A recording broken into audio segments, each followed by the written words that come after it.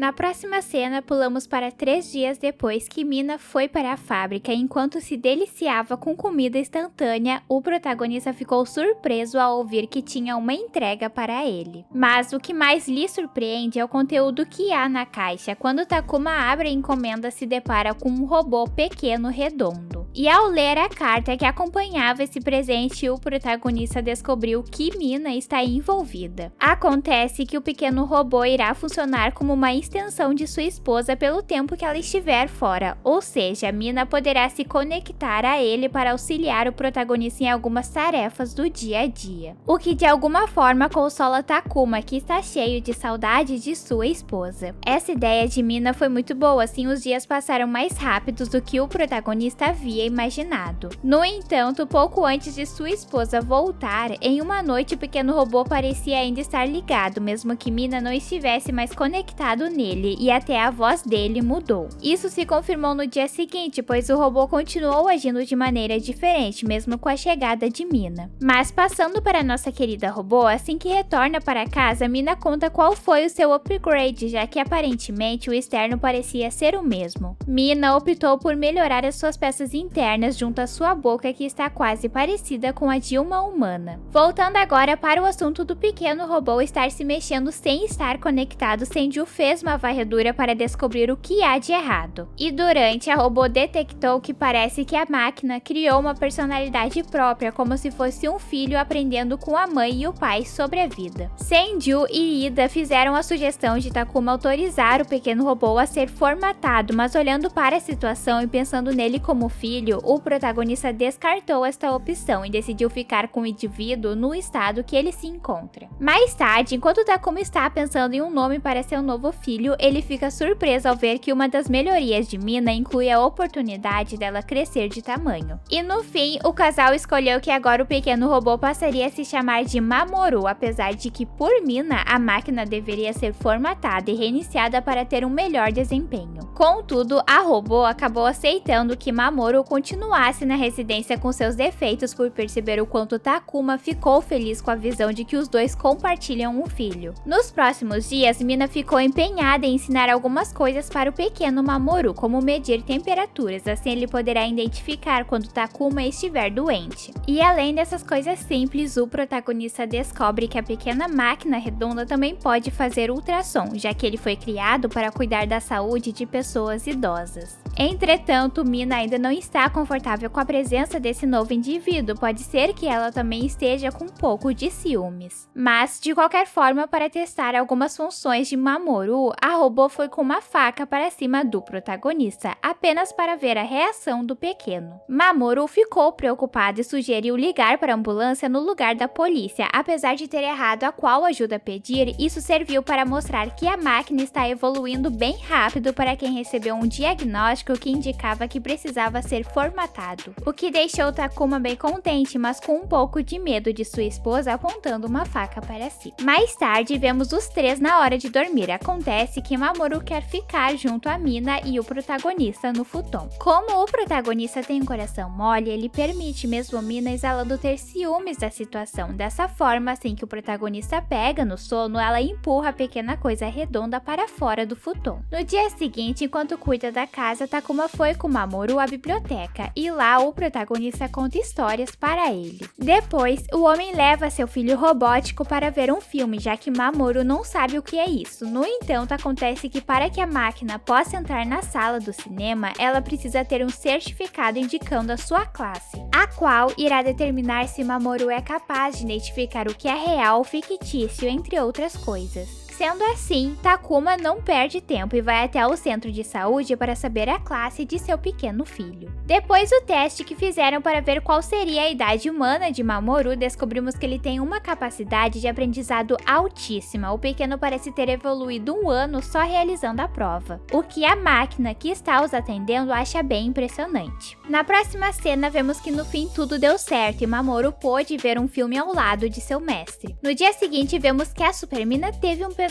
ou de repente uma memória, saberemos mais à frente.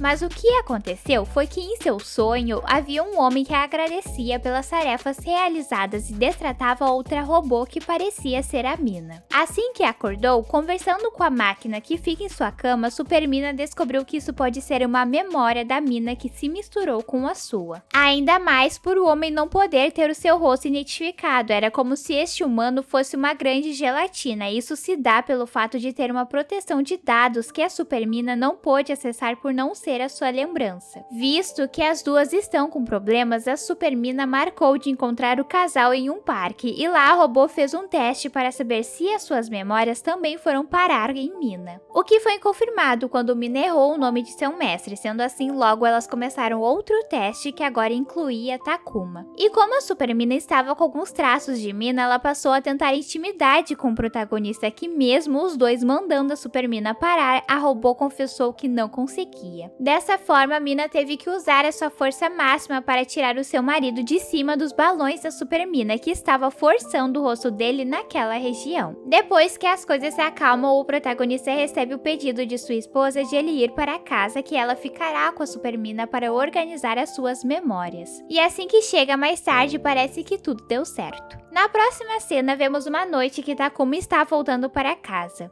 De repente, ele recebe uma ligação da Supermina pedindo para encontrá-lo, pois tem algo importante para lhe dizer. Dito isso, assim que os dois se reúnem, a Supermina fala para o protagonista sobre a lembrança que passou para ela sobre o antigo dono de Mina. E como a Supermina ficou muito incomodada da forma que o homem tratava sua amiga, ela queria ir até ele para ter uma conversa franca. No entanto, o tal de Otani supostamente não existe, já que a robô foi até seu endereço e o procurou no banco de dados, mas nada encontrou. Dessa maneira, Takuma passa a se perguntar, será que Mina nunca teve um dono anterior e as suas lembranças foram inventadas por ela mesma? Bom, para nós telespectadores, essa pergunta vai ser respondida, pois a Supermina, que estava com seu corpo super quente de tanto pensar na situação, resolveu ir até as memórias de Mina para descobrir de fato o que aconteceu, mas aparentemente sem que a sua amiga soubesse. A Supermina se surpreendeu assim que entrou na memória da Mina, por lá ter um padrão de armazenamento que não deveria ser usado em uma série inferior. Mina tem uma capacidade muito maior do que ela conseguiria com um upgrade, o que faz a Supermina se perguntar, será que ela foi modificada? Indo até a lembrança mais antiga de sua amiga, a qual nem a própria consegue acessar por causa da proteção de dados, a Supermina faz uma descoberta surpreendente. Seu primeiro mestre parecia ser quem criou a coleção de Minas. O homem também tinha uma parte mecânica em seu corpo que era o seu braço, pois carregava consigo uma doença que logo faria com que ele não pudesse mais estar neste mundo. Então, para terminar seu trabalho, o homem superou essa barreira. Agora, avançando um pouco mais, vemos que o criador das minas queria que elas tivessem uma função além do que só cozinhar ou limpar. O homem compartilhou com a sua colega que queria que a robô pudesse dar amor quando recebesse, assim se tornaria insubstituível para o seu dono. E um pouco mais à frente, já nos deparamos com Otani bem mais debilitado. Então, sabendo que teria pouco tempo de vida, o homem decidiu reescrever as memórias de Mina para que ela se lembre dele como o mestre que a jogou fora. E pediu em seus momentos finais que Mina um dia achasse alguém que a amasse de volta, assim como um dia Otani procurou. Assim que acorda, a Supermina fica emocionada ao saber que quem criou todas elas ainda está na memória de sua amiga, e mesmo que ela não consiga se lembrar, Mina atingiu o que o desenvolvedor tanto queria para ela. O que vocês acharam destes episódios? Espero que tenham gostado do resumo, deixem as suas sugestões, comentários e se inscrevam. Se gostaram do vídeo, curtam e compartilhem para me ajudar. Até a próxima!